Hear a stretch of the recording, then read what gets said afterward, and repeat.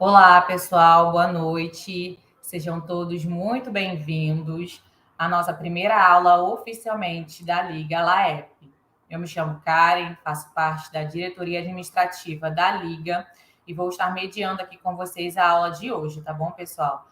Peço desculpa pelo atraso, nós tivemos um atraso aí de uns 8 minutos, mas nós iremos estar começando, tá? Vou dar uns avisos antes da aula iniciar, para não ser muito longa, tá ok? Para quem não veio semana passada, nós infelizmente não conseguimos ter a nossa primeira aula com o professor, porque nós tivemos um contratempo, mas também foi passado alguns avisos importantes para vocês, tá? O cronograma vai ser disponibilizado hoje no grupo dos ligantes no WhatsApp. É importante que vocês fiquem atentos às datas das aulas e horário, pessoal, porque é válido 75% de presença nas aulas para que vocês consigam obter o certificado no final, tá bom? Então, fiquem atentos também ao link de presença que vai estar passando no final da aula. Ele já está, inclusive, disponibilizado aqui na descrição do YouTube, mas ele está fechado. Se vocês tentarem acessar, vocês vão perceber que ele está fechado e ele somente será aberto no final da aula, tá bom? E aí, com o link de presença, vocês precisam também estar escrevendo a palavra-chave, que ela vai ser disponibilizada ao longo da aula para vocês. Então, também se atentem à palavra-chave, porque sem ela, a presença de vocês não vai ser contabilizada, tá bom? Porque é a partir dessa palavra-chave que a gente realmente sabe que vocês estão assistindo a aula. E o link de presença ele também é disponibilizado no final por conta disso.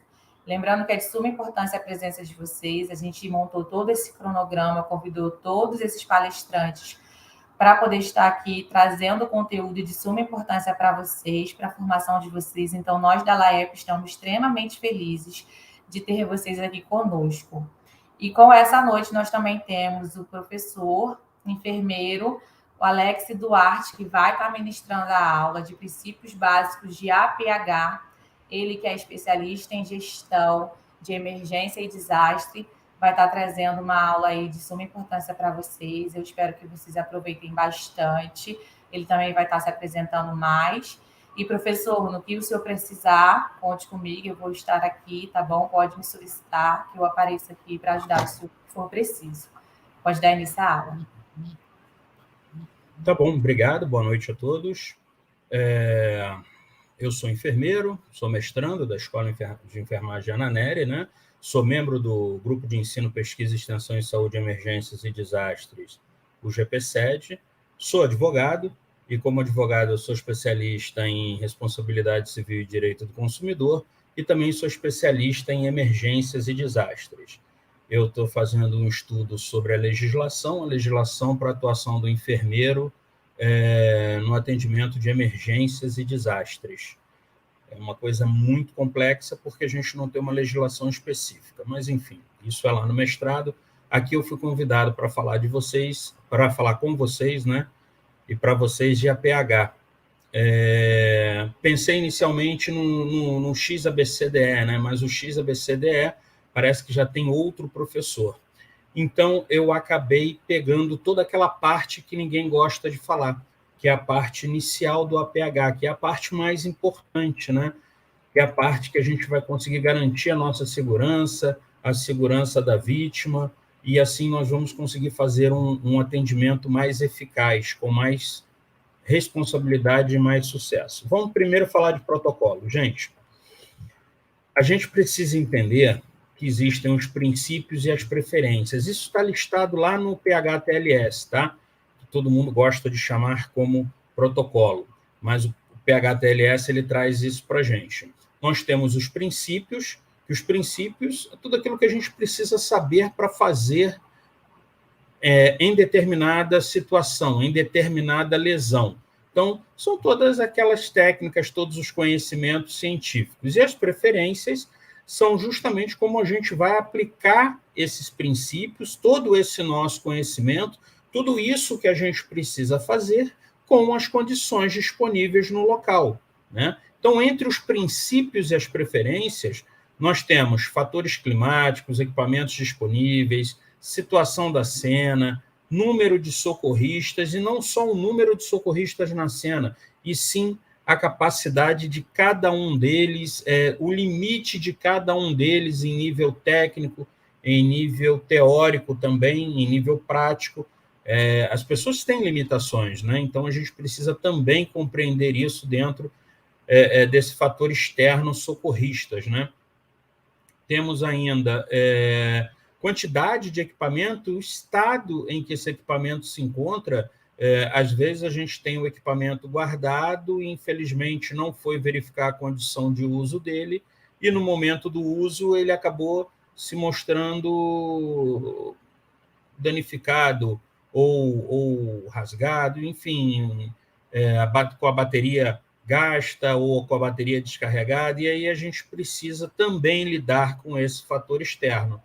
E o que vai unir justamente os princípios, as preferências, fazendo com que nós consigamos passar por todos esses problemas, por todos esses fatores externos, é o pensamento crítico, tá? O pensamento crítico ele pode ser desenvolvido a partir da educação permanente e da prática. Então, quanto mais você praticar, quanto maior o nível de dificuldade que você passar, a gente consegue desenvolver cada vez mais o pensamento crítico, porque a gente vai ter que aplicar todas as condições, todas as técnicas e todas as teorias possíveis para salvar a vida de alguém. Pessoal, vamos combinar uma coisa. A gente não está conseguindo interagir porque está sendo transmitido pelo YouTube, né? Mas a qualquer momento que alguém tiver uma pergunta ou quiser relatar algo, por favor, escreva aí no chat. Eu estou acompanhando aqui do lado também, então a qualquer momento que vocês queiram falar alguma coisa, por favor, sintam-se à vontade. Então vamos lá, gente. Nós temos vários protocolos, vários livros e várias literaturas de emergência, né? Ou assim nós entendemos, né? Só que, como eu falei para vocês, o próprio PHTLS ele traz para a gente que os protocolos eles devem servir só como diretrizes para ajudar o profissional no atendimento pré-hospitalar. Ele vai ajudar no alinhamento do seu processo de raciocínio, ou ele vai auxiliar justamente fazendo aquela ponte entre o princípio e a preferência, tá? Entre o que precisa ser feito e o que pode ser feito na cena. Protocolos, eles não são verdades absolutas. Eles não podem ser seguidos cegamente, porque existem momentos em que nós estamos fazendo algum tipo de atendimento que esses fatores externos eles vão interferir na nossa capacidade, tá? Então, esses fatores externos eles vão estar sempre ali entre os princípios e as preferências, e o nosso raciocínio crítico vai fazer com que nós consigamos vencer esses fatores. Essa foto está pequenininha embaixo, mas só para vocês entenderem, aos 18 anos, eu comecei a fazer socorro voluntário nas noites do Rio de Janeiro, na Zona Sul. Depois eu até disponibilizo um vídeo para vocês verem algumas ocorrências. E naquela época, 94, acredito eu, tem muito tempo isso, não sei se entre 94 e 95 a gente já estava se envolvendo e com esse socorro de rua, e a gente não tinha muito equipamento, a gente tinha que ir nos Estados Unidos buscar. Então, vocês imaginam, a gente tinha um rádio na frequência da polícia, a gente ouvia a ocorrência, ia para a ocorrência, muitas vezes a gente chegava muito antes do Corpo de Bombeiros, né? Porque nós já estávamos na rua e já estávamos de prontidão. Então, a gente chegava lá e tinha que fazer o que era possível com os equipamentos e com as condições que nós tínhamos, tá? Aí, essa foto já é provavelmente de 2000, porque a gente já estava com oxigênio, enfim, tudo comprado por nós. Então, a minha experiência de atendimento pré-hospitalar vem dessa época. Vem dessa época que eu trabalhava como voluntário e depois eu vim acrescentando as experiências com equipamentos, com um suporte mais avançado, tá? Então, vamos lá. Pequenos conceitos, só para vocês terem noção do que eu estou falando. Está lá no PHTLS, 9ª edição, página 23, tá? Os princípios definem os deveres do profissional de atendimento pré-hospitalar para a otimização da sobrevida e do desfecho do paciente, ok? Preferências. é a forma como o sistema e seus profissionais individuais escolhem aplicar os princípios científicos no cuidado do paciente.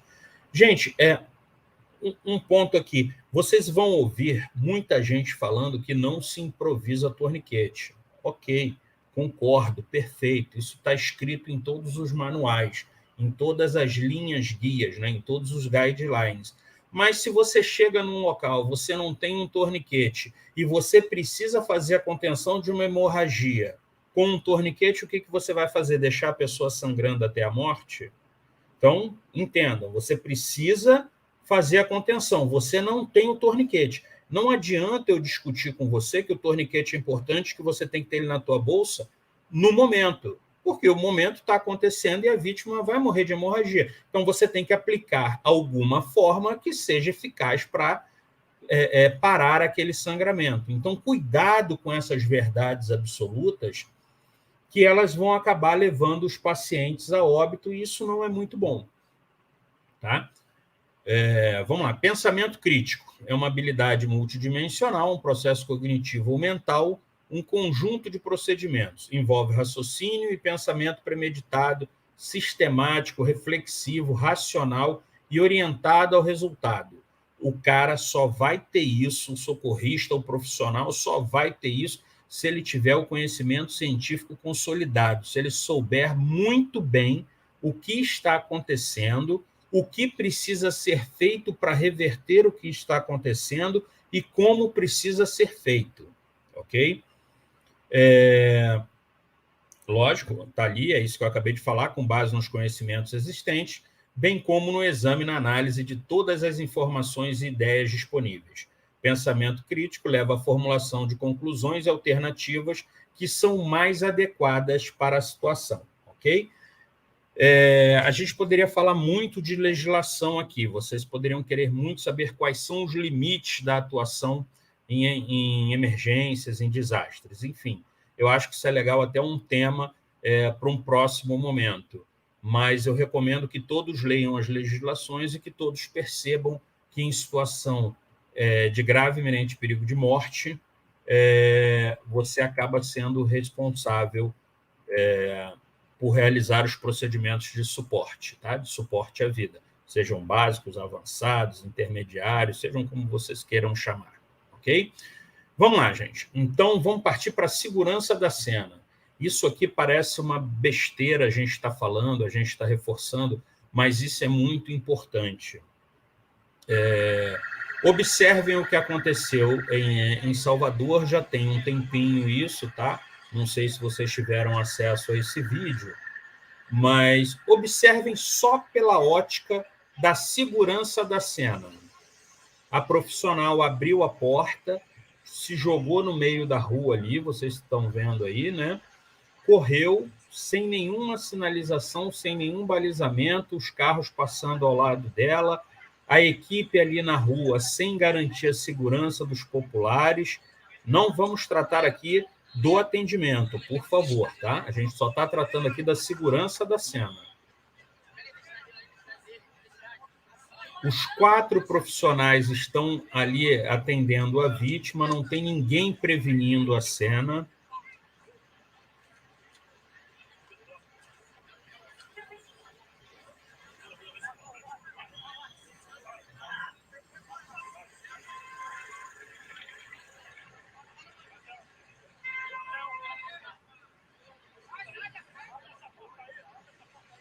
A porta da ambulância fechada, ou seja, confuso, né? A cena confusa,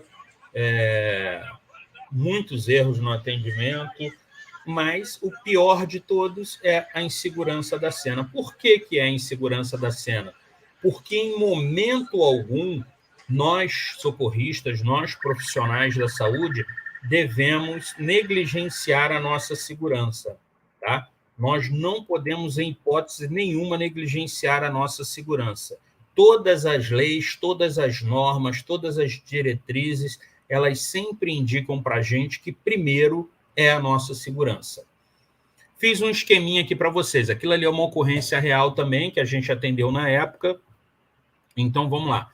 A gente tem que primeiro chegar e avaliar o local. A gente vai identificar os riscos, tem que sinalizar, balizar ou isolar, isso é importante.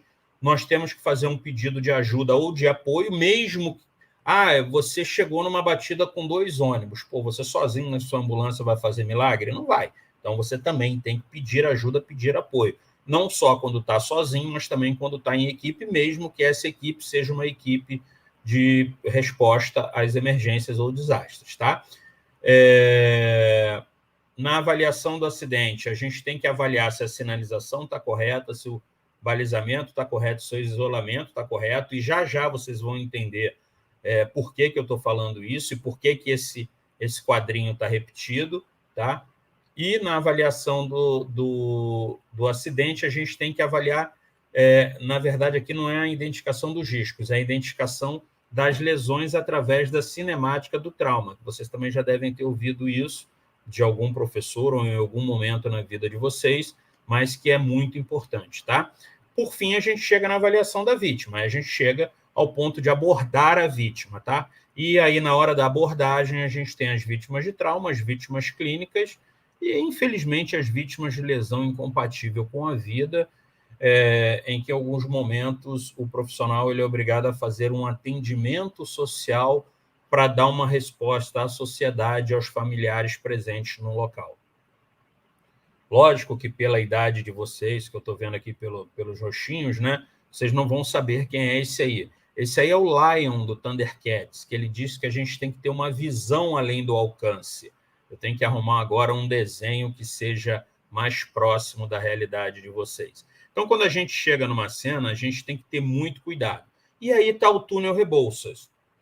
Uma noite de uma semana chuvosa, uma noite muito chuvosa, com uma precipitação pluviométrica muito alta, você é chamado para atender um acidente de carro. Tá? Neste local, é seguro? Aí você vai falar para mim, não é seguro porque existem carros trafegando na via. Beleza, então vou facilitar a sua vida. Eu vou isolar 2 faixas da via, tá? Como nós estamos numa curva, após o término dessa curva, eu vou pegar ali a velocidade do túnel é 90, eu vou isolar 90 metros para frente. 90 metros para frente mais a curva, você aí tem uns 250 metros de isolamento de 2 pistas. E aí? O local continua seguro? Ou o local se tornou seguro, melhor? Não tem como vocês me responderem, né? Mas, não, o local não se tornou seguro. E será que alguém percebeu isso? Alguém percebeu que aquela montanha toda ali em cima tinha um risco de deslizamento? Como aconteceu de fato? Isso é uma imagem real, tá? Sim, na chuva tem que duplicar essa distância, perfeito. Só que aí tudo bem, mas eu, de qualquer forma, eu isolaria os 180 metros. Perfeita a sua colocação. Perfeito, Ana Carolina. Só que a questão é a seguinte, alguém pensou no deslizamento que poderia acontecer? Então, esse é o grande lance. A gente tem que ter um olhar muito além do que aquilo que a gente está vendo no momento, tá? Descobrimos isso, vamos partir lá para o que a Ana Carolina bem colocou ali. Nós temos 3 técnicas para diminuição do risco de local, que é balizamento, sinalização e isolamento. Perfeito? Balizamento é manter distante o risco de invasão na área do socorro, né? A sinalização é manter o aviso que aquela área é de acesso restrito ou impedido porque ali tem algum risco, e o isolamento é manter afastado do acidente toda e qualquer pessoa. Nós vamos isolar completamente o local. Distância para o início da sinalização. Hoje em dia, gente, eu não encontro nos manuais isso com muita clareza. Eu encontro em alguns artigos, principalmente artigos americanos. Existem artigos americanos, só para vocês terem uma ideia, eles guiam a gente quanto à distância que a luz da sua viatura é capaz de chamar a atenção de um motorista.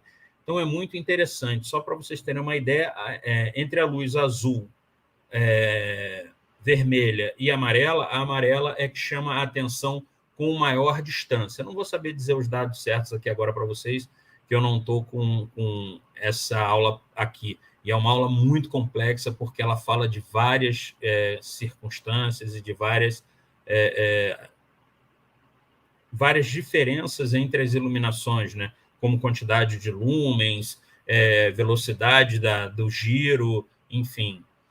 Então, só para vocês terem uma ideia, existem muitos estudos sobre isso. Revista da Abramed, Associação Brasileira, não é Abramed, é Abramed com DE, não. Associação Brasileira para Emergência de Trânsito. Eu vou botar para vocês aí depois, eu vou passar para as meninas essa revista.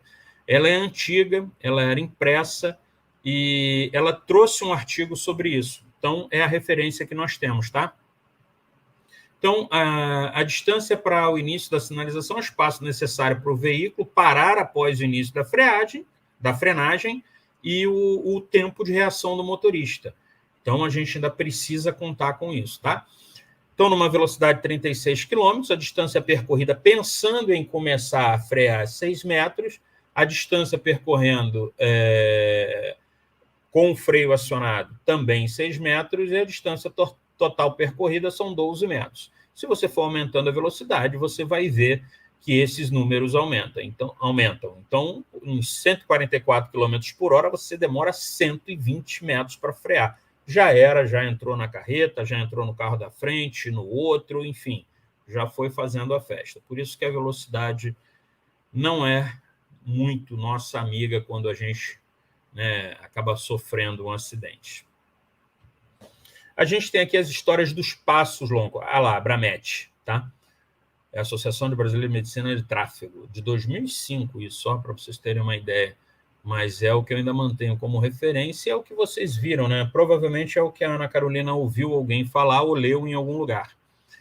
E aí, Ana, eu te digo o seguinte, a distância para o início da sinalização não só quando está chovendo, é quando tem neblina, fumaça ou quando é à noite também, tá? A relação entre passos longos e a sinalização aqui, e a distância para a sinalização, é que cada passo longo, teoricamente, tem 1 metro, tá? Então, você vai ver nas vias de velocidade de 100 km por hora, você começa a sinalizar com 100 metros, né? 100 passos longos, ou em situação de chuva, neblina, fumaça ou à noite, 200 passos longos.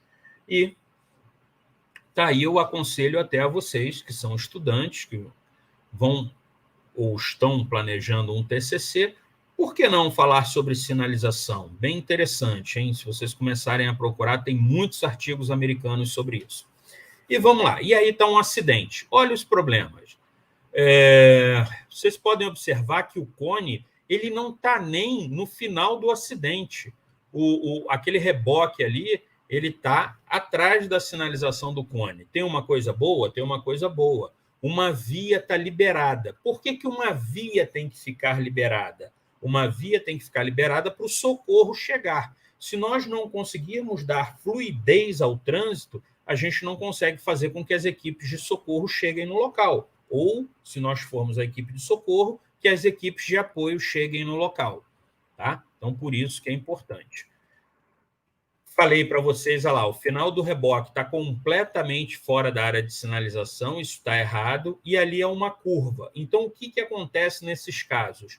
A sinalização só começa a ser contada, a distância para o término da sinalização só começa a ser contado do final da curva. Então, a gente sinaliza até a curva, chegou no final da curva, né? A gente começa a contar, por exemplo, se isso aí for uma via de 100 km por hora, 100 metros para trás. Então, a pessoa precisa ser alertada antes da curva, ok? A gente tem sempre que sinalizar antes do acidente e nunca depois. Então, a gente não pode parar o nosso carro com sinalização, com o giroflex ou com o simples alerta, porque você andando no seu dia a dia pode se deparar com um acidente e precisar fazer algum atendimento nesse acidente, né?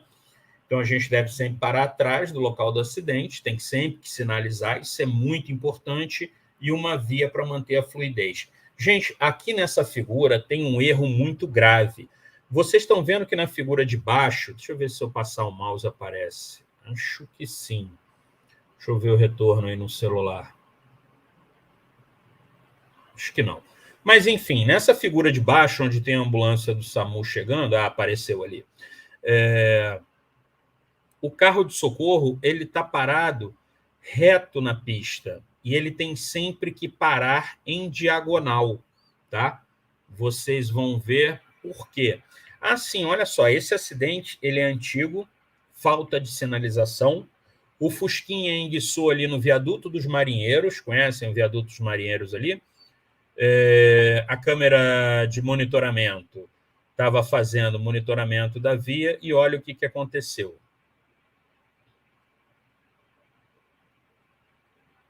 A motorista se distraiu, segundo o que me recordo à época, segundo as reportagens, era uma mãe com 2 crianças no banco de trás, parece que foi olhar para trás e se chocou com a prancha do reboque. E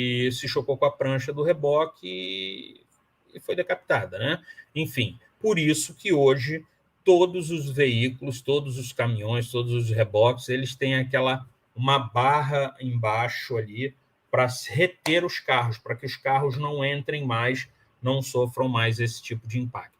Então, aí está o grande problema da falta de sinalização, até porque o próprio, provavelmente, proprietário do carro tirou o triângulo ali antes, como vocês puderam observar.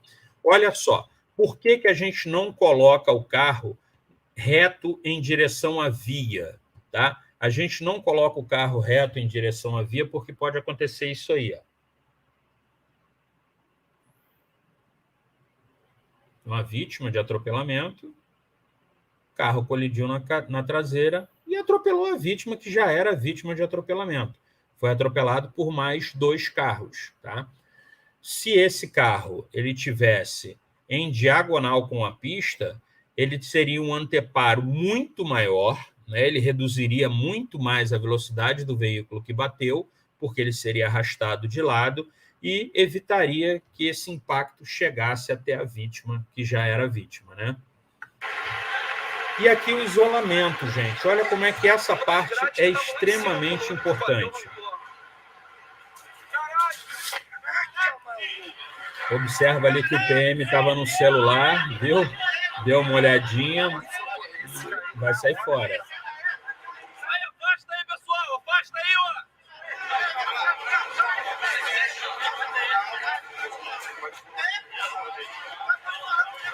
Isso é um fotógrafo, tá, gente? Em Itaguaí. Um ônibus ele havia caído do viaduto e esse fotógrafo foi se aproximar para tirar foto.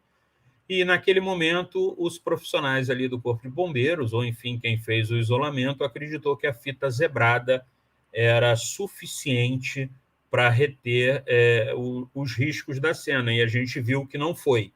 Então, a gente tem que estar muito preparado para fazer essas intervenções na cena e tornar a cena segura, ok? Vamos para o próximo. A gente tem sempre que se questionar, essa cena está realmente segura? E aí imagina você, profissional do SAMU, no lugar desse repórter. Sabe o que foi que ele fez com os policiais? Pensando... Já? 1h30 da madrugada, já do domingo. Plantão policial registra mais uma tentativa de assassinato, dessa vez aqui no Jardim Veneza. Nossa equipe, com exclusividade, primeira equipe a chegar aqui no local. Nem a polícia, nem o SAMU chegou ainda. E tá ali, ó, a vítima agonizando ao solo. Crivada de bala, gente. As pessoas aqui tentando ajudar o rapaz e ele tá aí, crivado de bala. O SAMU já foi acionado, já acionei o SAMU, a polícia militar, para socorrer esse rapaz que tá aí. Aí. Olha aqui, tá aí, meu Deus do céu, nossa equipe acompanhando aqui com exclusividade, o cara terminou de matar, meu Deus do céu, Beg, meu Deus do céu, o cara terminou de matar o outro na nossa frente, meu Deus do céu, fica aqui, Beg, fica aqui, meu Deus do céu, acende, Beg, acende, Jesus, meu Deus. Bora, Beg, vem. Meu Deus do céu, matou o cara. Atirou na cabeça do cara na nossa frente, gente. Meu Deus do céu. É isso aí, gente. A cena, ela não estava segura. O profissional da imprensa não chegou para auxiliar, Mas imagina se vocês, profissionais da saúde, chegam para auxiliar e o cara está armado atrás de vocês. Tá? Vocês chegam, descem correndo da ambulância e vão direto atender a vítima. Olha o problema. Então, pensem muito sobre isso. Antes de chegar à vítima, existem uma série de coisas a serem feitas e serem observadas, principalmente para garantir a segurança de vocês. Eu vou contar um caso aqui, que foi muito interessante. A gente estava revivendo ele agora há pouco tempo. A equipe que estava nesse socorro, né? Nós chegamos para atender ali na Praça Nossa Senhora da Paz, não sei se vocês conhecem, em Ipanema, e a gente tem uma ruazinha ali que ela é a descida do Pavãozinho, que agora tem uma estação do metrô. Antigamente não tinha, era uma escadaria, era um terreno bem abandonado ali. Antigamente, aí bota aí pelo menos uns 20 anos essa ocorrência.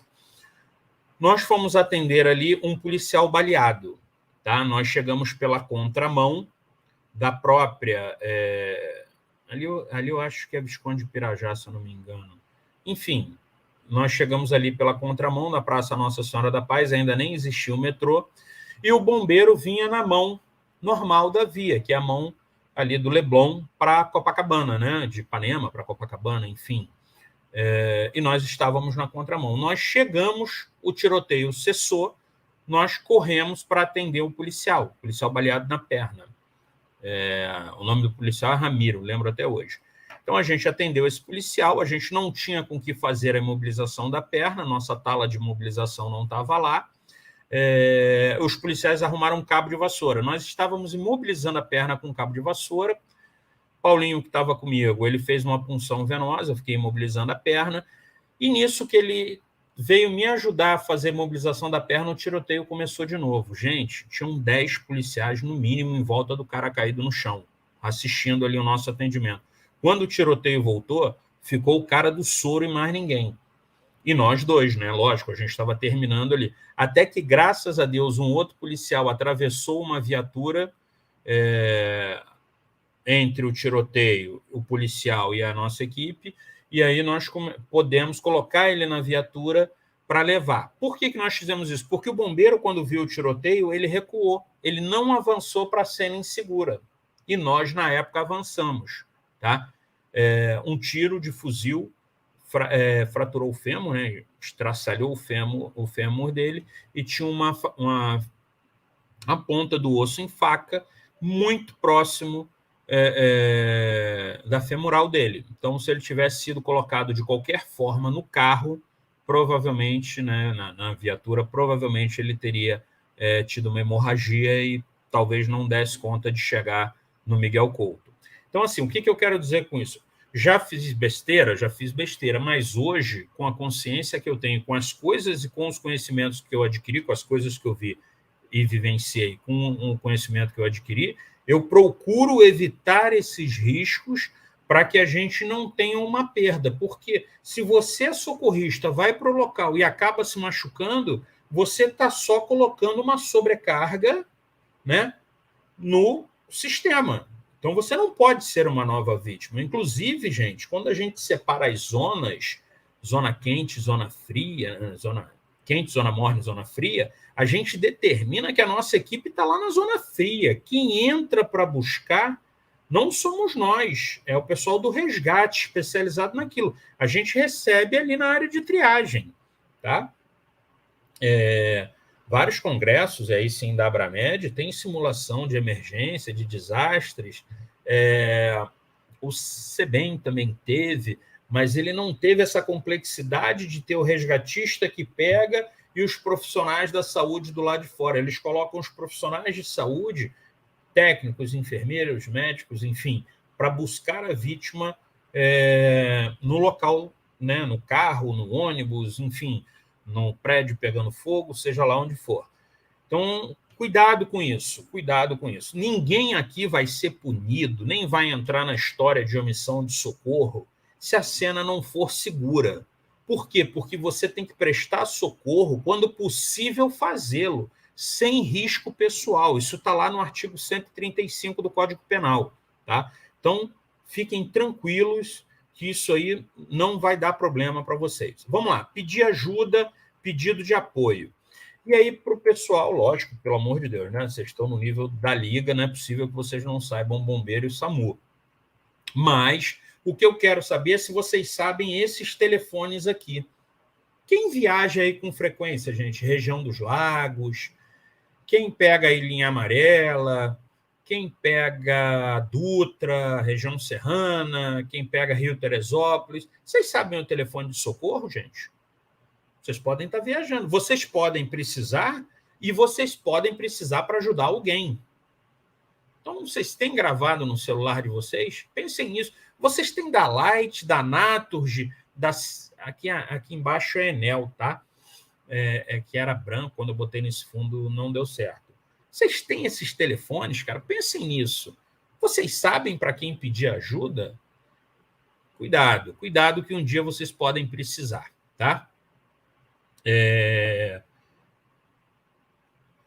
Vamos lá, vamos partir para a avaliação do acidente. Então, a gente garantiu a segurança da cena.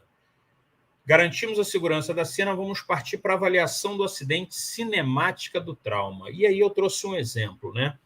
A placa deveria estar coberta, mas tudo bem. A foto é do arquivo pessoal. Vamos lá. Aí nós tivemos na Lagoa Rodrigo de Freitas um gol bolinha, né? Que bateu num poste de relógio, tá? Primeira coisa que a gente tem quando chega na cena são as imagens dos danos causados no veículo. E aqui nós temos 2 danos causados no para-brisa, certo? O que esses danos me indicam? Me indicam que 2 pessoas bateram com a cabeça, tá? Tanto o motorista quanto o carona. Mas, Alex, quando você chegou na cena, o motorista não estava sentado no banco. Sim, mas o carro tinha motorista, né? Ou o motorista é aquela pessoa que estava em situação grave no banco do lado. E aí eu falei isso, gente, mas eu vou entrar... Vocês vão ter aula com o Bento, se eu não me engano, né? O Major Bento. Se eu não me engano, ele está num evento de vocês. Se não tiver, depois entre em contato comigo, que eu falo com ele para eles darem uma palestra para vocês. Eu estava com o Bento, a gente estava atendendo, estava eu, Bento, Rafael, enfim, tinha uma galera voluntária atendendo. Nós chegamos ali no Aterro do Flamengo, na altura do fogo de chão ali, agora é fogo de chão, né? Antigamente não era. Era Clube de Regatas do Botafogo só. O motorista não estava no banco do motorista. O motorista estava na tampa da mala. Era um Golf, se eu não me engano, cinza. A gente tem a foto dele aí. É um Golf cinza. O cara estava na tampa da mala. E eu me lembro até hoje que eu comecei a separar o equipamento para atender o cara, o Bento gritou, parou. Do momento que gritou, parou, gente, já era. Tira do jeito que der, lógico, evitando lesões, né, da melhor maneira possível, tira e inicia a RCP. E aí tem outra discussão, a gente faz ou não faz RCP no trauma? Enfim, a gente faz porque a gente tinha que tentar tudo que era possível. A gente não sabe qual foi a causa, né? A gente não sabe se ele teve um mal súbito cardíaco e depois colidiu ou se a parada cardíaca se originou da colisão. Então, por isso que a gente tenta, tá?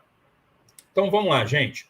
Quando tem um choque da cabeça no para-brisa, a gente pode ter os movimentos de hiperflexão, hiperextensão e compressão, tá? Além de ter fratura de crânio, né? Ossos, fragmentos, hemorragia. Enfim, nós podemos ter a formação de hematomas subdurais, nós podemos ter uma série de agravos. E isso eu já tenho noção olhando o quê? Olhando o para-brisa. Quando eu olho esse para-brisa, eu já sei que a minha vítima tem um TCE, ok?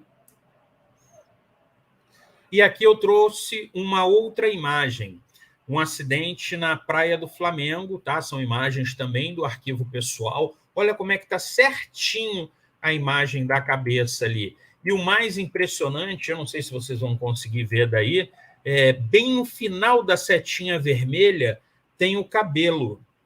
Então, a pessoa perdeu o cabelo. E, gente, esse senhor, ele não estava na cena. tá? Quando nós chegamos, ele tinha ido em casa e estava retornando. Tanto que deu tempo da gente ir em casa buscar a máquina, enfim, para fazer essa foto. Então, essa imagem já nos indica isso, né? Alguns chamam de olho de boi, e essa indicação nos diz, né, que a vítima estava o quê? Estava sem cinto.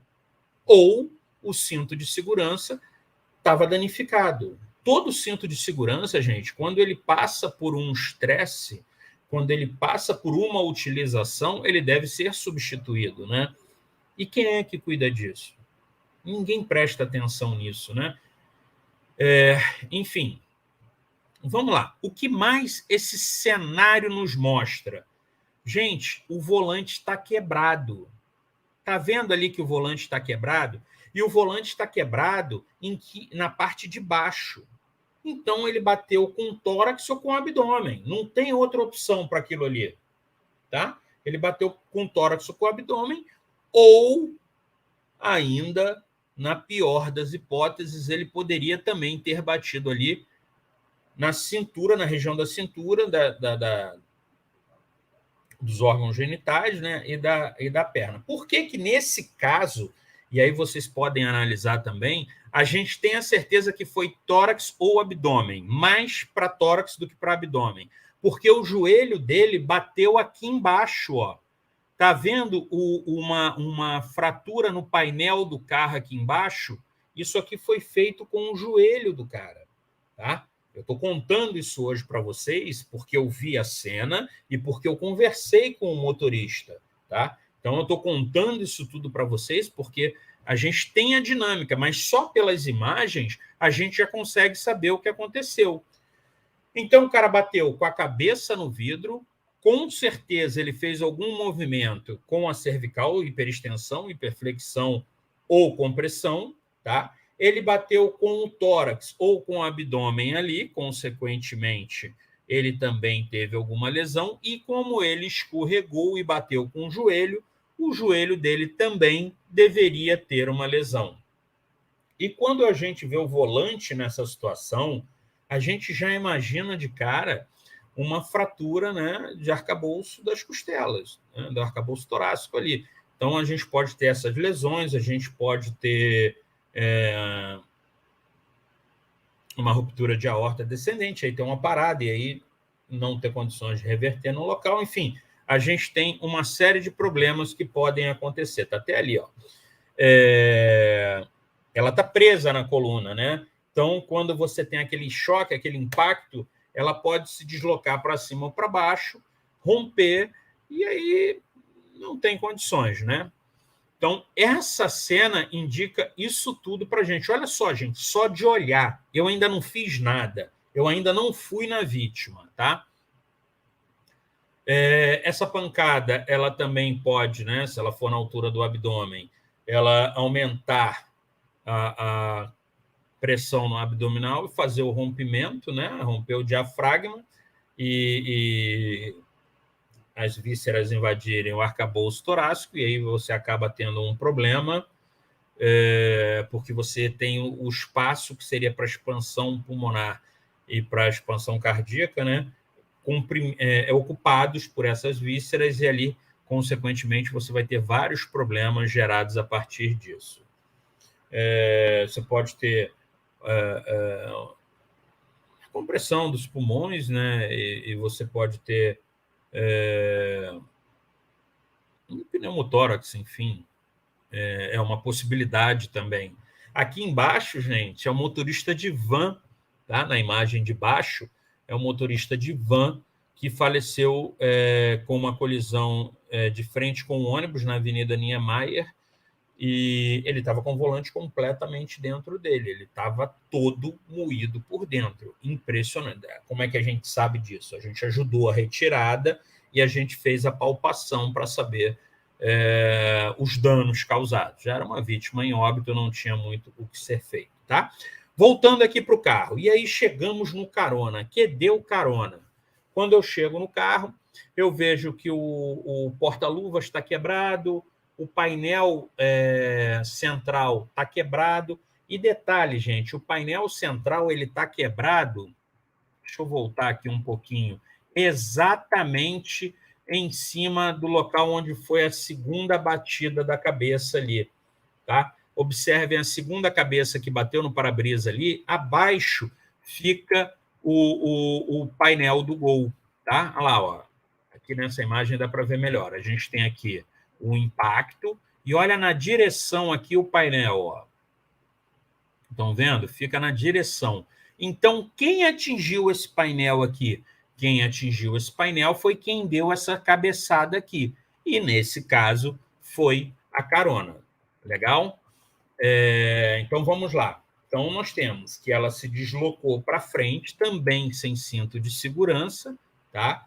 Esse deslocamento para frente fez com que ela rompesse o painel, batesse com a cabeça, ainda rompesse o porta-luvas. E só para vocês terem uma ideia, né? Tá. Só essa lesão, né? As lesões do deslocamento dessa vítima, esses danos no painel, eles nos indicam que pode ter uma fratura de fêmur ou pode ter uma movimentação irregular na pelve, né, gente? Ali tá bacia, mas é pelve, tá? Pode ser que leve a uma luxação também posterior da articulação, enfim. Isso tudo são hipóteses que a gente tem que buscar nas vítimas através do exame físico, tá? Ele provavelmente, o joelho vai receber um impacto, né, na tíbia ali, vai ter alguma complicação, normalmente o fêmur vai empurrar, né? Enfim, você pode ter um rompimento na artéria poplítea, você pode ter um problema maior ali de circulação também, e essas hemorragias internas, elas podem ser detectadas através do próprio inchaço do local, tá? Do próprio edema que o local vai criar, ok? Outro ponto importante, voltando para o carro aqui, um encosto de cabeça. Gente, entrou no carro, regula o encosto de cabeça. Nesse caso, os dois encostos estavam baixos, ok? Quando o encosto ele está mal regulado, você pode sofrer o problema que é o efeito chicote, tá? Se é projetado para trás, é projetado para frente, tem uma lesão na cervical, e aí acaba tendo um problema muito maior do que deveria ter se fizesse a regulagem correta do encosto de cabeça. Vamos lá. Nesse movimento, você pode ter uma lesão de medula, tá? Você pode lesionar a medula e aí você já sabe que fica muito mais complicado você resolver esse problema, né? Mesmo que você seja transferido para um hospital de referência, pode ser que esse problema não consiga ser resolvido, esse agravo não consiga ser resolvido. E aí, para vocês, esse não sou eu, tá? Esse é o Paulinho, eu estava tirando a foto nesse momento. Onde estava a vítima? A vítima estava nesse local, ok? E aí, gente, eu vou falar uma coisa para vocês. Falem mal do CAD, critiquem o CAD, esculachem o CAD, que o CAD dá mais movimentação. O CAD me ajudou em duas situações que eu não tinha como colocar outro equipamento. O primeiro foi nesse atendimento, tá? Deixa eu ver se eu botei a foto. Não botei a foto. Nós colocamos o CAD, porque do jeito que ela estava dobradinha no piso ali, não tinha outra forma. Coloca a prancha curta, coloca a prancha longa. Gente, não tinha como. Ela estava dobrada ali. Impressionante, tá? Então, nesse caso, nós nem fechamos o CAD, não foi a colocação tradicional. Ele foi um equipamento de auxílio ao transporte. E outro, meu pai caiu na rua, uma suspeita de fratura de pelve, porque não havia edema, né, suficiente para caracterizar uma fratura de fêmur, não havia dor no local, não havia irregularidade, a palpação. Ele caiu na rua, colocaram ele sentado numa cadeira e eu pensei, poxa, como é que eu vou tirar ele dessa cadeira, colocar no carro para levar para o hospital, né? Já que idoso com 100 anos não aceita ir para o hospital, ainda mais é aceitar que chame o SAMU, né, cara? Então, tu imagina, tem que se virar nos 30. Fui em casa, peguei meu CAD, desci, coloquei por baixo dele, estiquei o fêmur dele, que era o fêmur que estava fraturado, tá? Já adiantando para vocês, imobilizei com o CAD, botei no banco de trás do meu carro e parti para o São Lucas, ali pertinho de casa.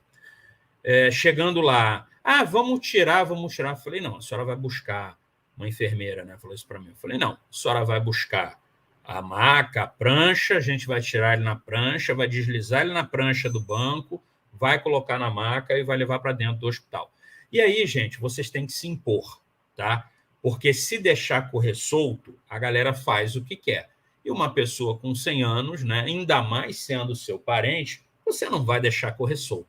Todo aquele conhecimento que você tem que botar para nortear as demais ações dos profissionais de saúde.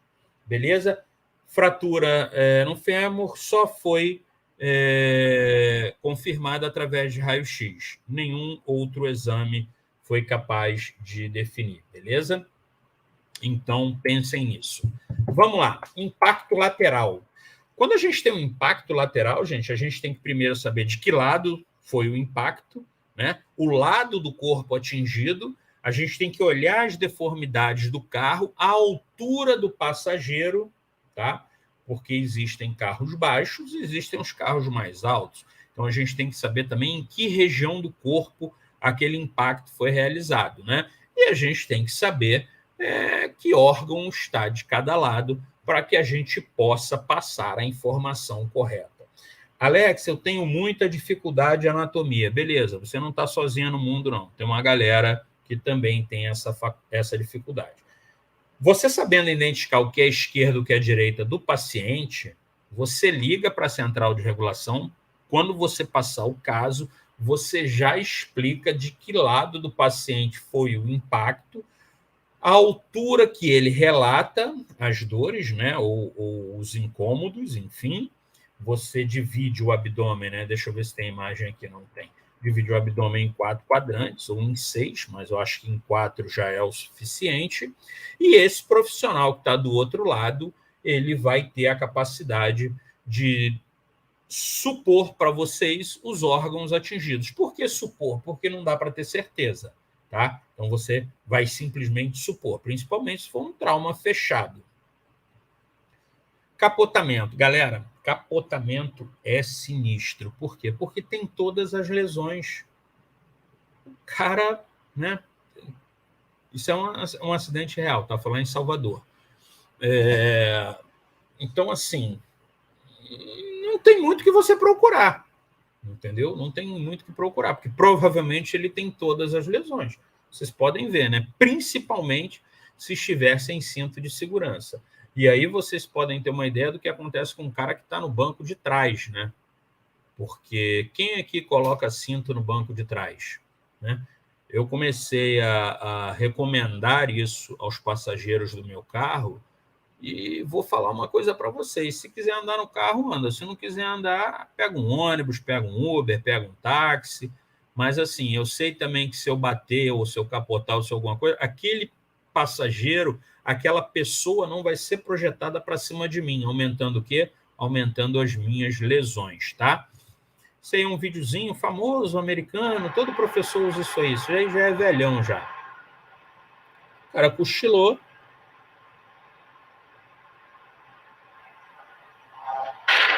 E pronto, capotou.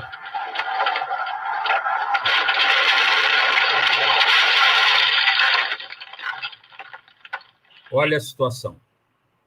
Tá vendo? Sem cinto, com sono. Então, não façam isso.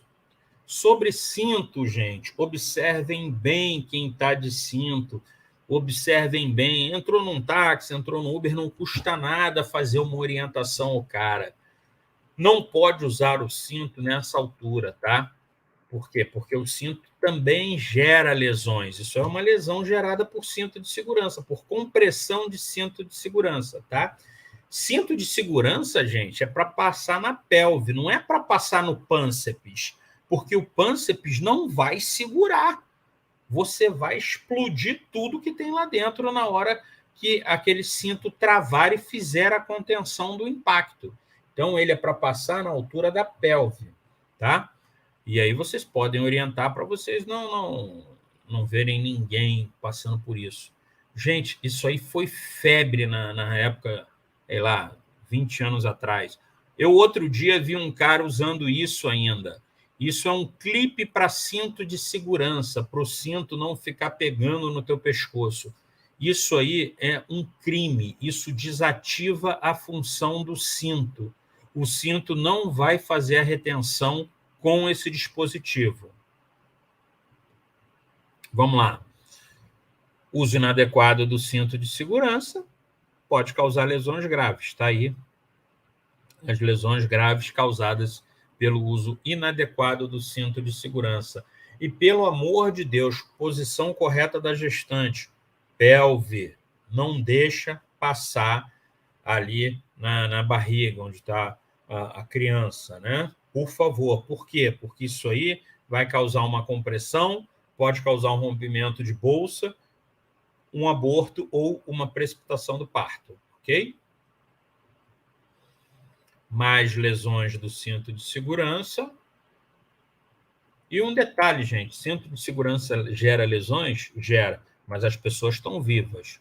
Será que se elas estivessem sem um cinto de segurança, elas estariam vivas? Alguém me dá uma luz aí no chat, por favor, até que horas eu posso ir? Vamos lá. Airbag. Quem não lembra de Fátima Bernardes? Fátima Bernardes e William Bonner andando de carro, o airbag abriu, né, num acidente.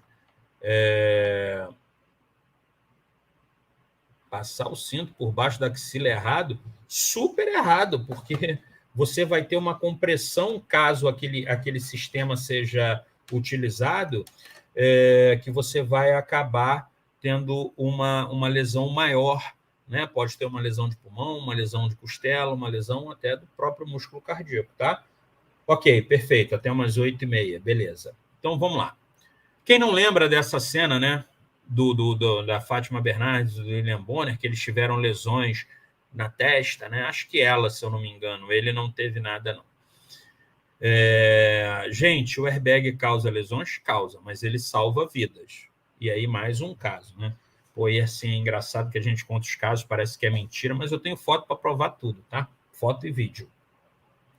Também, dirigindo pelo viaduto dos Marinheiros, um cara dando ré. Quando eu terminei a subidinha, não vi que ele estava dando ré, bati na traseira dele.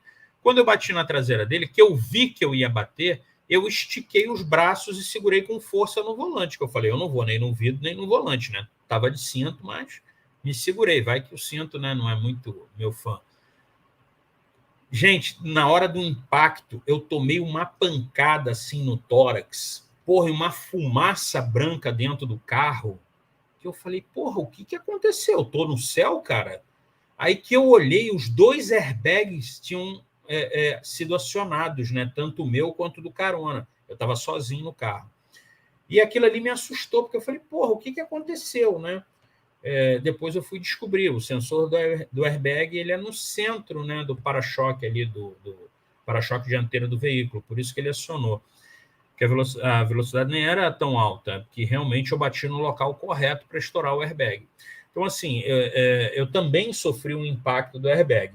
E aí que é mais bacana, aí tu vai no pronto atendimento da Unimed em Copacabana, aí tu vai falar com o ortopedista, né? Aí tu fala com o ortopedista, não, doutor, porque, pô, eu bati de carro, o airbag abriu, enfim, eu tô com uma dor no peito. Aí o cara, não, é tranquilo, vai para casa, toma uma Novalgina e fica tudo bem. Aí eu falei para ele, porra, doutor, não sei se a gente está falando a mesma língua, mas presta atenção, eu bati de carro, a violência da batida fez com que o airbag fosse acionado. E agora eu tô com dor no peito, dor aqui no tórax. Porra, o senhor não acha que um raio-x caía bem, não? Aí o cara, pensando por esse lado. Agora você imagina se é um cidadão que não tem noção de nada, gente. Sai de lá, vai para casa com uma Novalgina, tá todo arrebentado por dentro, morre em casa. Então, já entendam a nossa função. até lá na frente, quando tem um enfermeiro fazendo a triagem, que no PA do pronto atendimento da Unimed tem ali em Copacabana um enfermeiro lá na frente fazendo a triagem, que poderia ser um de nós, vocês no futuro e eu já agora, porque já me formei, por que eu não dei mais atenção a essa vítima? Eu só fiz o basicão. O basicão é triagem, né? Pressão, temperatura, queixas, alergias, enfim. Por que eu não fiz mais do que isso? Por que eu não conversei? Por que eu não sugeri que, além de ir a um ortopedista, fosse também a um clínico?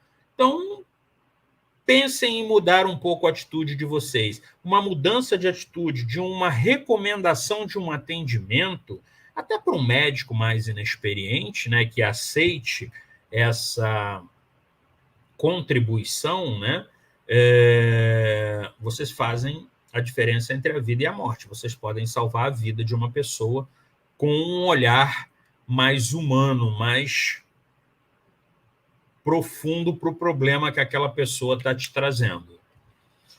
Ejeção de motoqueiro. Gente, ejeção de motoqueiro é muito comum acontecer fratura de fêmur, mas também acontece aqueles motoqueiros que são ejetados, já caem rolando e já levantam e já vem brigar com o motorista, enfim. O que a gente tem que saber? Esse cara que levantou e veio brigar com o motorista não tem nenhuma fratura de fêmur, pelo menos nem de pelve, né? Senão ele não aguentaria estar em pé. Mas a gente tem que dar uma atenção que normalmente nas ejeções por moto você tem essa fratura. Você tem as escoriações, as abrasões, né? Principalmente nesse caso, o motoqueiro bateu de lado no carro. E hoje em dia, no trânsito do Rio de Janeiro, isso é muito comum, né? Os motoqueiros vivem batendo nos carros. A gente está chegando ao nível de São Paulo, né?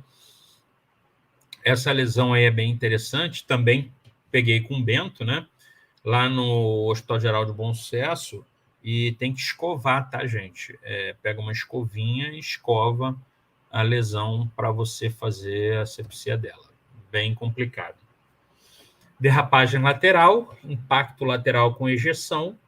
Então, você olha a lesão, olha como é que parou a moto, escuta o que ele te falou, e você já sabe mais ou menos o que você vai encontrar, né? O importante, gente, e que não é feito com muita frequência aqui, as informações não são passadas para as equipes que estão indo. Colisão de veículo, legal, mas a colisão de veículo com quantos passageiros? Qual foi o local do veículo que foi abarroado? Qual foi a dinâmica? Se isso tudo já estiver sendo informado via rádio, durante o deslocamento, a equipe já chega mais preparada para a realização, tá? Vamos lá, gente. Normalmente, os atropelamentos eles têm 3 fases de impacto, né? Principal causa de acidente de trânsito, muito comum a gente ver atropelamentos andando por aí, né? O primeiro impacto é sempre contra o para-choque do veículo ou contra a parte mais alta do veículo, em regra deveria ser o para-choque, tá? O segundo impacto é contra o capô ou para-brisa, eu falei mais alta do imóvel, mais distante do imóvel, né? Mais precipitada do automóvel, que é o para-choque, ela está mais à frente, não mais acima. O segundo impacto é contra o capô e o para-brisa, e o terceiro impacto, em regra, é sobre o solo, tá? Mas isso também, gente, é regra de livro, tá? O que acontece no livro te prepara para uma cena real, mas numa cena real você pode encontrar um cara atropelado, por exemplo, no teto do carro. Brasília. E aí? O cara tinha que cair no chão. Não, gente, tinha que cair no chão, vírgula, né? O cara tá ali no teto. E aí, ele foi atropelado? Foi atropelado. Faleceu? Faleceu. Mas e aí? Tá? Então, a regra do livro nem sempre é a realidade. E por isso eu alerto a vocês, gente, para vocês não se tornarem ou não acreditarem muito nos instrutores de livro, aquelas pessoas que não vivenciaram, porque a gente tem profissionais, a gente tem amigos que eles saíram da graduação, foram para o mestrado. Saíram do mestrado, foram para o doutorado. E nunca entraram no hospital, nunca fizeram um resgate, nunca fizeram um atendimento. Então, assim, o cara que é instrutor de livro, ele vai te ensinar uma coisa que nem sempre é a realidade dos fatos. É igual atropelamento de ônibus. Gente, a propaganda é linda, mas e aí o atendimento embaixo de um ônibus? Tá? Eu fui num atendimento embaixo de um ônibus, pô, o cara estava embaixo do ônibus, a gente entrou para atender o cara. Pô, cara, o que aconteceu com esse cara? Como é que esse cara veio parar embaixo do ônibus? Ali na Praça Tiradentes. Ela não era cercada ainda, e o ponto de ônibus, eu não sei se hoje ainda é assim, mas antigamente era paralelepípedo a faixa em que os ônibus paravam. Aliás, eu nem sei se ali tem mais ponto final de ônibus, mas, enfim. Tanto que no final do atendimento, depois que esse cara foi removido debaixo do ônibus, foi levado para a ambulância do bombeiro, tem uma cena que eu faço filmando a frente do ônibus, porque aí eu fui entender, através do relato do motorista do ônibus, que essa vítima tinha sido atropelada, porque até então eu não colhi as informações, fui direto atender o cara. Um erro também, tá? Velocidade é muito ruim. E detalhe, gente, aqui, ó, ali é a imagem do primeiro impacto, segundo impacto, terceiro impacto, imagem do livro para narrar e para explicitar exatamente aquilo que eu já falei para vocês no slide anterior. Esse aqui é outro fator que a gente tem que observar. Qual foi o carro que atropelou? Porque o carro que atropelou, ele é baixo? Ele é um Porsche? Sei lá o que é isso aí, uma Ferrari, né? Uma Ferrari. Ele pegou num lugar da vítima. Ele pegou nas pernas. Fosse em mim, ele pega sei lá, abaixo do joelho. Agora, se foi um Hyundai daquele ali, um X35, um Creta, enfim, pega aqui na minha lateral, vai pegar meu abdômen, meu tórax, minha pelve. Então, as lesões que vão ser encontradas a partir desse impacto também nos indicam que a gente vai ter que procurar na vítima, beleza? Aqui é só um alerta para vocês. Estima-se que 5% dos pedestres morrem em velocidades de 32 km por hora. Então, vocês veem, uma baixa velocidade. 40% em choques acima de 48 km, 80% com choques acima de 64 km por hora e 100% acabam falecendo se o choque for acima de 80 km por hora. Tá? Então, assim, se você está a 32 km por hora, vocês vão atingir uma pessoa, 5% daqueles que vocês atingiram morreram. Beleza, mas é um número baixo. Porque se você comparar com a velocidade, né, de 64 km por hora, você tem 80% das pessoas, das vítimas, elas vão a óbito. Então, velocidade alta, impacto, lesões, óbito, cuidado com a velocidade, andem na velocidade da via. O dia que tiver com pressa, sai mais cedo. E se de fato você tiver com pressa, você já tinha que ter saído de casa. Se você está atrasado, relaxa, e é o que tem para hoje. E o que acontece muito é isso aí. Cracudo na Avenida Brasil. O cara passa a 70 km por hora ali. Na hora que levanta, gente, na hora que pega alguém, que levanta alguém, é essa cena que vocês vão ver, tá? É esse impacto que vocês vão ver no veículo. E aí, se eu observar esse veículo, eu sei exatamente que a dinâmica que aconteceu foi a dinâmica que está nas imagens abaixo. Aquilo ali teve um impacto com o corpo da vítima sobre o capô do carro, mas a cabeça dela e provavelmente os ombros também foram jogados contra o para-brisa. Então, assim, se você olhar, você consegue saber ou ter uma ideia do que aconteceu, beleza? Explosão. Nós também temos 3 impactos, né? Que o primeiro impacto é a onda de pressão, que atinge a vítima, aquele deslocamento do ar, né? O segundo, a vítima é atingida pelos aqueles fragmentos que voam, ok? E o terceiro é ela jogada ao chão, é o impacto da vítima com o solo. Queda, tá? Nem todo mundo que cai do terceiro andar morre, tá, gente? Tem muita gente que cai do terceiro andar e não morre. A gente já pegou um caso perto da Bennett ali, que hoje é Uninassal, né? Foi onde eu estudei enfermagem. Um cara caiu do terceiro andar e estava vivo. E a gente desceu com ele com a prancha ali, nós ajudamos lá o bombeiro, enfim. Só que a gente tem que entender que você tem um impacto muito grande, tá? E esse impacto, normalmente, ele vai fazer com que os ossos sejam empurrados para cima da estrutura do corpo e isso acabe gerando uma lesão. E aí, vamos lá, gente, para a gente chegar quase que no finalzinho, porque o pessoal disse que vocês gostam de sangue, né? Então, a gente vai terminar a palestra, a transmissão de conhecimentos com um pouquinho de sangue para fazer a felicidade de vocês aí, segundo o pessoal da organização. Então, vamos lá. O que aconteceu? Você chega no local e pega essa cena aí. O que aconteceu?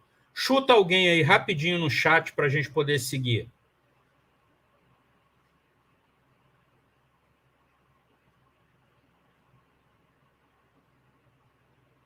Pois é, ninguém chutou. Beleza. Ou se chutou, vai demorar a chegar aqui. Bom, eu não sei o que aconteceu, mas eu tenho ali a vítima, tenho uma testemunha, tenho duas testemunhas, e olha lá atrás, gente. A terceira testemunha caiu da escada, caiu do outro andar. Ana Clara, se ele caiu da escada, a escada estaria em pé? Do outro andar é uma boa. O teto cai nele, queda da própria altura, pode ser queda da própria altura. Exposição óssea, onde é que você viu isso? Desmaiou, beleza, desmaiou é uma possibilidade. Ele descobriu que tinha que subir na escada, já desmaiou ele mesmo, beleza. Caiu do outro andar, é legal. Teto cai, não sei, vamos ver. Bom, eu posso perguntar às pessoas que estão ali, mas vamos descobrir o que aconteceu com esse cara aí. O que aconteceu com esse cara foi isso, ó. Ele estava em cima da escada, mexendo na lâmpada, caiu. Não satisfeito de cair dessa altura, ele ainda tem um choque com uma lixeira. Só que observem bem o que acontece na cena. Ó, olhem lá atrás, aquele cara lá atrás que está com a maquininha limpando o chão. Ó, ele parou, deu uma olhadinha, mas a preocupação dele é tão grande que ele daqui a pouco toca o barco. Ó. E observem o segurança. Observem o que o segurança está fazendo. Pedindo apoio, lógico, mas olha o que ele faz com a cena. Ele desconfigura a cena. A gente não vai saber quais foram as lesões. Aí tu chega lá e vai fazer um rolamento. Porra, como é que você vai fazer esse rolamento? Se você não vê essa cena, se você não entender essa dinâmica, você vai se perder no meio do caminho, tá? Enfim, vamos lá. Primeiro trauma. Primeiro trauma é quando ele bate na lata de lixo, tá, gente? Ele caiu da escada e ele bate na lata de lixo. Isso é crime, né? O que é crime? Conta para mim. Rolamento? Bom, vamos lá. Olhem lá em câmera lenta. Ele caindo da escada. Olha o impacto, o primeiro impacto que ele tem. Mexer na cena é crime, sim, principalmente se for uma cena que tem uma vítima em óbito. Nesse caso, gente, ele não agiu de má fé, tá? Ele não agiu propositadamente, ele agiu por ignorância. E essa ignorância vai prejudicar outras pessoas e isso vai ser um problema. Mas sim, mexer numa cena de crime é crime. Enfim, é ilícito penal. Vamos colocar assim na vala comum para a gente não entrar nesse debate aí. Mas vamos lá. Então, ele bateu com o que ali? Gente, ele bateu com a região sacra. Com certeza. Final da coluna, né?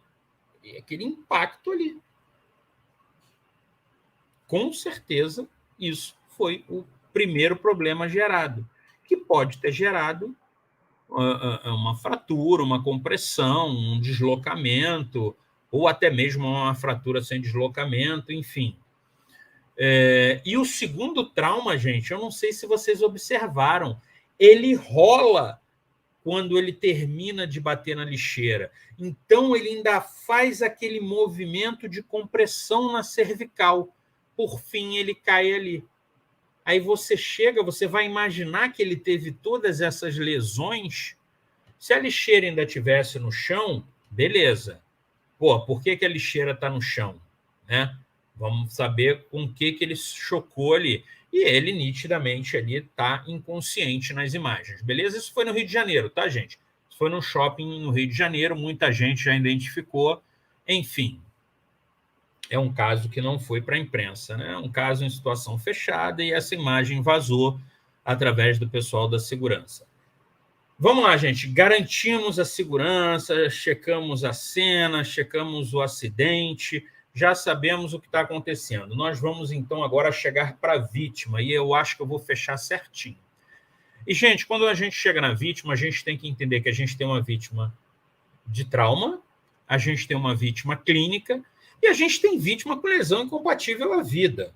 Tá? A gente tem que saber que a gente pode ter que lidar com essas três situações. Ok? Vou chegar na vítima. Olha o tamanho do cara, mano, com um pedaço de pau na mão. Tu acha que eu vou lá falar com ele? Eu vou lá perguntar: oi, senhor, bom dia, tudo bem? Eu não vou fazer isso, que eu vou tomar uma paulada na cabeça e vou ser uma segunda vítima, ou vou ser a primeira vítima de uma situação que está acontecendo, né? Então, assim, o maluco tá lá com um pedaço de pau na mão, cara, deixa ele ainda não está machucado, isso ainda não é um problema seu, isso é um problema para o resgate. Transfere esse problema. O teu problema é quando esse doido aí estiver machucado. Enquanto ele não está, fica tranquilo. E não faça o que esse cara do SAMU fez, ó. Beleza? E tua mãe? Não. Conversar com tua mãe. Calma. Vai morrer. Vamos. Pega aquele cacetete ali que eu vou entrar.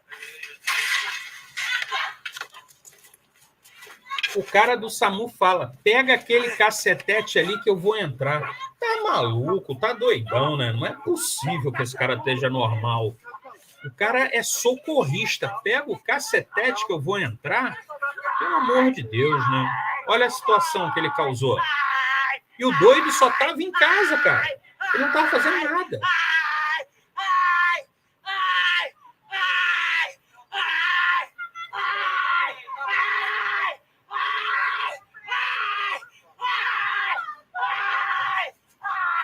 Olha que situação.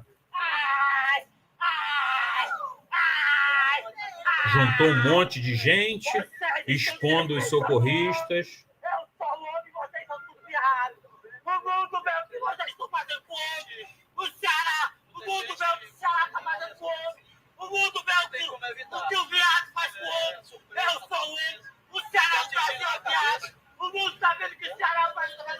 Olha o desespero do familiar, olha o que faz, né, essa situação, essa falta de preparo com o familiar. E outra, tomou uma paulada lá na cabeça, ó, tá com a cabeça sangrando, entendeu? É isso aí, não vale a pena, né, gente?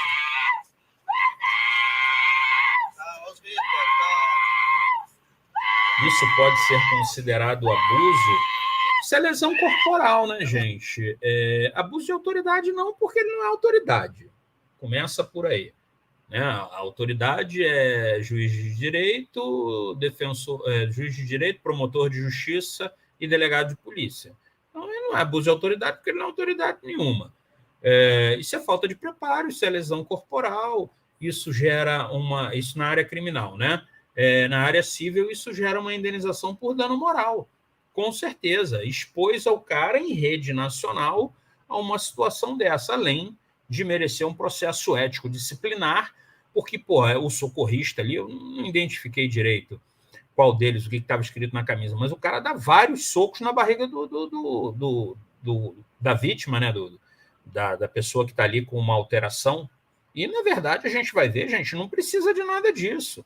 A gente pode conversar. Juliana botou aí IPUB. Cara, o IPUB é tranquilaço. Na época da pandemia, eu estava lá no IPUB. E, assim, Tranquilaço, os caras trocam uma ideia contigo, os pacientes, eles conversam com você numa naturalidade, assim, numa calma, numa lucidez impressionante, tá? Quem for lá para o IPUB, eles costumam pedir R$2. R$2 é para comprar cigarro. Aí tu fala, não, tu quer R$2 para quê? Ah, para comprar cigarro. Aí tu começa a falar com um cara que fumar faz mal à saúde, que ele não deve fumar. Aí ele vira para você e fala assim, virou para mim e falou, né, lá na porta da chefia de enfermagem, o interno lá virou para mim e falou assim, pô, tu tá pensando que eu sou maluco? Eu falei, não, pô, só tô falando para tu não fumar. Então, assim, eles sabem o que eles querem e o que eles não querem, né? Então, tu falar, não fuma que faz mal, o cara já vira as costas, sai ainda, pô, tu acha que eu sou maluco? Olha aí outro tipo de vítima. O cara tava numa festa, usou LSD, completamente desorientado. Olha como é que contiveram ele. É diferente esse atendimento. Mas por quê? Isso é uma festa privada, é uma empresa privada, tá? Então, ele teve que fazer um tipo de contenção mais apropriada. É óbvio, velho. Vai doer pra caralho meu braço, velho. Guarapari e Búzios é minha arte. Obrigado, né? Eu tenho quantos anos, gente? Quantos anos você tem? Quantos anos você tem? Rave. Qual o seu nome?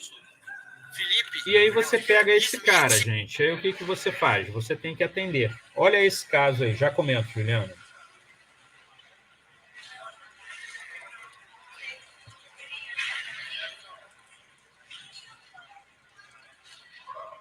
O carro está partido ao meio, tá? Foi em São Paulo, num túnel lá, caminho do aeroporto.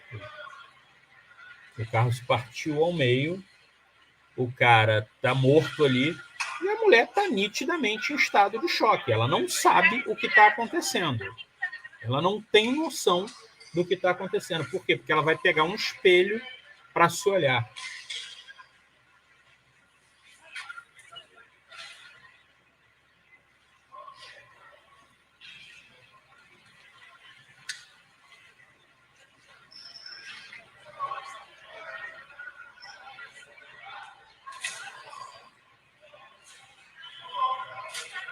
Agora, imaginem, gente, a velocidade que esse cara não estava, né?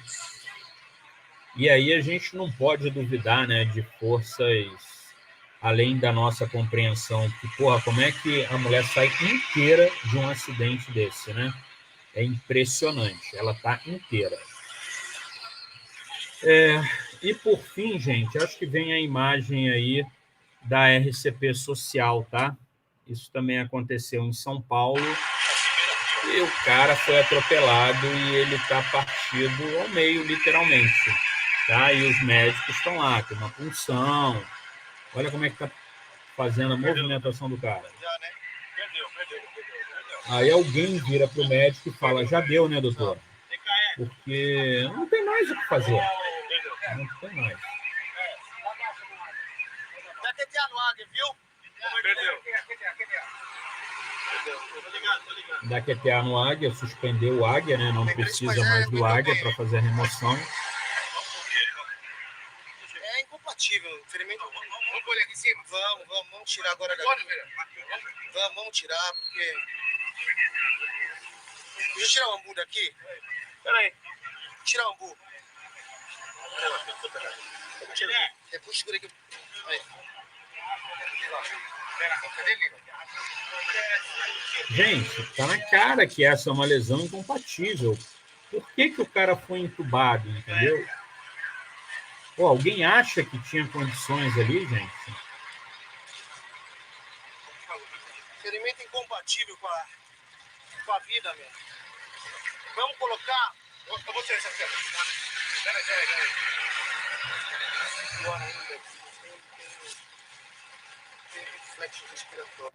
Beleza, gente? Então é isso aí. Falei de APH para vocês sem falar do XABCDE. Adoraria falar do XABCDE, mas é tema de outro professor. Vamos lá. Juliana, nem todos, no entanto, tem uns que estão contidos na enfermaria. A gente tem que entender por que eles estão contidos na enfermaria, tá? Eu estava lá um dia, também com o Bento, né? Pô, parece até que eu sou casado com um cara, mas não sou, não. E um interno, ele pediu para ser contido. Falou, pô, Bento, tá na hora, me contém lá e não sei o quê, me amarra lá na cama. E, enfim, a gente tem que saber por que ele está contido, né? O que aconteceu, tá bom? Mas, enfim, eu achei que ia ser mais complicado, mas foi muito tranquilo. Beleza, gente? Obrigado pelos elogios, mas eu quero saber o que vocês têm aí a discordar, porque quando a gente discorda, a gente abre oportunidades para novos conhecimentos. Então, alguém nunca tinha ouvido falar de alguma coisa, alguém já tinha ouvido falar alguma coisa diferente.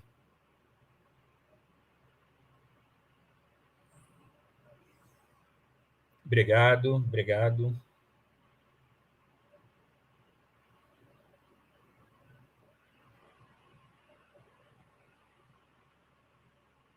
Nunca tinha ouvido falar do CAD. O CAD é da antiga, porque hoje em dia todo mundo está criticando muito a utilização dele, tá?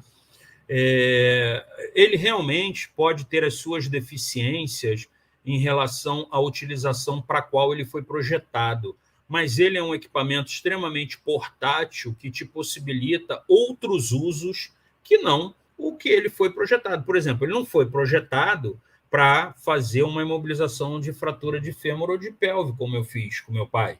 Mas era o equipamento que eu tinha disponível, até porque como é que eu ia botar uma prancha longa dentro de um Creta? Não ia botar nunca, né? Então, aquele CAD me possibilitou imobilizá-lo da melhor maneira possível e disponível no momento e conduzi-lo para um hospital. E foi com um resultado positivo, tanto é que ele operou e hoje já está andando normalmente. É impressionante um cara com 100 anos fraturar o fêmur, né? Colocou uma haste no dia seguinte e já estava andando, já está andando. Tá? Isso foi agora em janeiro. Então, assim, serve para isso. Eu acho, gente, que a gente pode fazer uma aula prática para vocês conhecerem essas coisas. Vocês precisam conhecer o que tem de equipamento. Eu faço umas loucuras de vez em quando, eu vou para os Estados Unidos, para os congressos de trauma, para trazer novos equipamentos, para que as pessoas possam ver, porque eu acho que hoje a maior dificuldade é você conhecer os equipamentos, pegar no equipamento, manusear o equipamento, tá? E, gente, falar mal todo mundo vai falar, todo mundo vai criticar tudo, mas, assim, vai para Petrópolis lá, gente, como eu fui no pós-desastre, tá? É impressionante como o atendimento de APH ele se encerra em um determinado momento, tá? Porque a partir de um determinado momento você já não tem mais esperança de encontrar ninguém com vida. Mas vocês precisam ter noção do que é o atendimento psicológico, da necessidade psicológica daquelas pessoas, tá? Daquelas pessoas que vivenciaram aquele grande desastre, aqueles grandes problemas. Nesse dia, tinha um grande evento da Cruz Vermelha, eu fui chamado para coordenar a equipe da ambulância, né? E fui. Eu estava prestando assistência ao presidente nacional, estava na comitiva, né, do presidente nacional da Cruz Vermelha. E, em determinado momento, eu fui acionado para me deslocar novamente para a praça para fazer um atendimento. Um atendimento completamente fora do padrão. Poxa, eu não estou com a ficha aqui na mão, mas, enfim, sinais vitais totalmente alterados, condições relatadas completamente alteradas, mas que nenhuma fazia sentido com nenhuma. A gente não estava conseguindo fechar naquele momento, né, porque estava eu, uma técnica, eu não estava conseguindo fechar diagnóstico nenhum. Falei, gente, o que está acontecendo? Até que teve uma hora que eu parei e falei, pô, amigo, vem cá, o que você veio fazer aqui? Ele falou, eu vim pegar o meu auxílio. Eu falei, pô, tu veio pegar o teu auxílio? Então você estava em que lugar? Eu estava no Morro da Oficina. Aí ele emendou, ele não esperou fazer nenhuma pergunta. Ele falou, eu sozinho desenterrei 19 vizinhos e parentes. Um dos vizinhos que eu desenterrei, eu puxei ele pelo braço, o braço saiu. Porra, gente. Assim, estresse pós-traumático. Foi o que me veio à cabeça. Eu não sou psicólogo, eu não tenho condições de fazer um diagnóstico fechado desse, mas o que eu fiz? acionei a psicóloga veio para fazer o atendimento. Então, nós, enfermeiros, também temos que ter essa sensibilidade, temos que ter esse entendimento que aquela situação toda movimentou tanto a capacidade psicológica do cara que ele reviveu todos aqueles momentos e aquilo ali acabou gerando um problema para ele. Já sei, passei do tempo, né? Então, obrigado. Tudo bem, professor. Olha, eu não sei o resto da galera, mas a aula foi sensacional. Eu estava acompanhando aqui. Acho que se tivesse mais para passar para a gente, eu ficaria muito mais interessada. Os vídeos, não sei a galera também, mas eu fiquei aqui olhando e achando super interessante. É sim um pouco chocante, mas você vê, né, um pouquinho ali na prática do que realmente acontece, do que o senhor estava explicando. Então, assim, muito obrigada. A aula foi sensacional. Muito obrigada pela presença do senhor, pela sua disponibilidade. Ficamos à disposição do senhor também, caso o senhor precise da liga. Estamos aí, tá bom? Muito obrigada mesmo. Eu vou estar encerrando a chamada com os ligantes. Obrigada, professor. Tá bom, obrigado. Tchau, tchau, gente. Boa noite. Pessoal, só passando para lembrar vocês que a palavra-chave ela é passada ao longo da aula, então se atentem a isso, tá? Porque depois que ela sumir, a gente não vai ficar repassando ela novamente. E para que vocês ganhem a presença, é importante e que vocês prestem atenção na palavra-chave e que vocês escrevam ela de forma correta, tá? Porque senão a presença não é validada. Lembre-se de certificar que o e-mail também que foi cadastrado como ligante seja o e-mail que vocês estejam marcando a presença, tá bom? Para que fique tudo certinho para a gente. Mais uma vez, muito obrigada pela presença de todos aqui e até a próxima aula, na próxima quinta-feira. Tchau, tchau, gente.